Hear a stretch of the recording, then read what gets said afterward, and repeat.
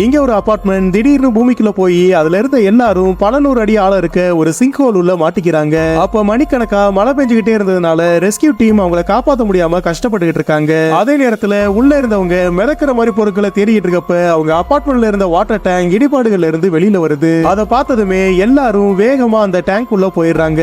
ஆனா அதோட மூடிய வெளியில இருந்து தான் க்ளோஸ் பண்ண முடியும். சோ லீ அவனோட பையனையும் மத்தவங்களையும் காப்பாத்துறதுக்காக டேங்க் உள்ள போகாம அந்த மூடிய க்ளோஸ் பண்ணிடுறான். அதுக்கப்புறமா தண்ணி அதிகமா வர டேங்க் மேல போக ஆரம்பிக்குது. அதே நேரத்துல லீ அங்கேயே மாட்டிக்கிறான். ஆனா கொஞ்ச தூரம் போனதுமே மேல இருந்து ஒரு பில்டிங் இடிஞ்சு விழுந்து அந்த டேங்க வேகமா தண்ணி உள்ள கொண்டு போகுது. லக்கிலி டேங்க் உள்ள இருந்த ஏரால அது ஆட்டோமேட்டிக்கா ரிலீஸ் ஆயிருது. இருந்தாலும் அடுத்த நிமிஷமே குறுக்க இருந்த கேபிள்ஸ்ல மாட்டி அது ஜாம் ஆயிருது. அப்போ உள்ள இருந்த எல்லாரும் டேங்க ஷேக் பண்ண ஆரம்பிக்க ஒரு வழியா அது ரிலீஸ் ஆயிருது. ஆனா போன வேகத்திலேயே குறுக்க இருந்த ஒரு கம்பியில குத்தி அது ரொம்ப டீப்பா இறங்கிருது. அதுக்கப்புறமா டேங்க் உள்ள இருந்தவங்க அந்த கம்பியோட போராடிட்டு இருக்கப்ப வெளியே இருந்து அவங்களை யாரோ காப்பாத்துற மாதிரி இருக்கு. பார்த்தா ரெஸ்கியூ டீம் ஆக்சிஜன் டேங்கை யூஸ் பண்ணிட்டு லீ இன்னமும் உயிரோட தான் இருப்பான். ஒரு வழியா லீ அந்த டேங்க நகர்த்திற அப்போ உள்ள இருந்த ஒருத்தன் அவன் கையால குத்தி அந்த ஹோலை அடைச்சிடுறான். ஆனா லீ அவனோட கையை பிடிச்சுக்கலாம் ட்ரை பண்றப்ப அந்த டேங்க் வேகமா மூவ் ஆக ஆரம்பிச்சு அவன் அங்கேயே மாட்டிக்கிறான். லக்கிலி அந்த டேங்க்ல மாட்டி இருந்த கேபிள்ஸ் அவன் காலில் சிக்கி கடைசியா அவங்க எல்லாருமே வெளியில வந்துடுறாங்க.